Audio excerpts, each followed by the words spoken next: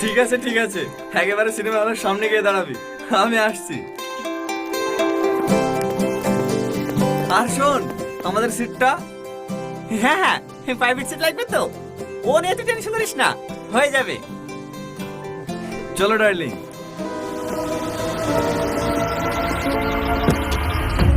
আগুন, এই মেয়েটা কে? এটা এটা আমার গার্লফ্রেন্ড, আর আমি এক্স গার্লফ্রেন্ড। আমি এক্স কবে হলাম? যে রাতে তোমাকে নিয়ে পুষ্প দেখতে গেছিলাম তারপরের দিন। ছি আগুন ছি, তুমি এত নীচ। তোমাকে আমি মন থেকে ভালোবেসেছিলাম, আর তুমি অন্য মেয়ের সাথে। ছি। সে আমি জানি, মেয়েরা মন থেকেই ভালোবাসে, কিন্তু আমাকে না, আমার টাকাকে। চলো ডার্লিং, আমাদের লেট হয়ে যাচ্ছে। আচ্ছা, তুই কি ভাবছিস এত কিছু জানার পর আমি তোর সাথে সম্পর্ক রাখবো? ক্যারেক্টারলেস কোথাকার। রিমা, রিমা। খবরদার, তোর ওই নোংরা মুখে আমার নাম নিবি না। আচ্ছা আচ্ছা ঠিক আছে, নাম নেবো না। দাও আমার আইফোনটা দাও।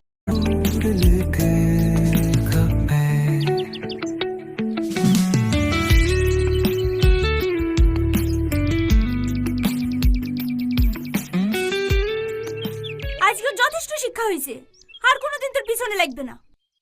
ঠিক বলেছি। আমাকে কেমন লাগে তোমার? ভালো। শুধু ভালো? না না, অনেক ভালো। আমার মন রাখার লেগে বলছো, তাই না? কি ব্যাপার, তুমি স্কুল থেকে আসছো নাকি? ড্রেস যেহেতু পরে আছি, তাহলে স্কুল থেকেই আসবো, তাই না? আগুন, আমি এখন আসছি। হ্যাঁ হ্যাঁ, যা।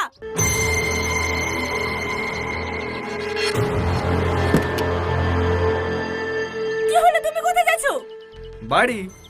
বেশ তো এতক্ষণ কথা বলছিলা, কি এত কথা বলছিলা শুনি? কি আবার বলবো, এমনি গল্প করছিলাম। তুমি আর ওর সাথে কথা বলবা না। কেন? আমি জানিনি, তুমি অন্য কারোর সাথে কথা বললে আমার খুব কষ্ট হয়। মানে কি বলতে চাইছো তুমি? আমি অন্য কারোর সাথে কথা বললে তোমার কেন কষ্ট হবে? তুমি কি কিচ্ছু বোঝো না? I love you two.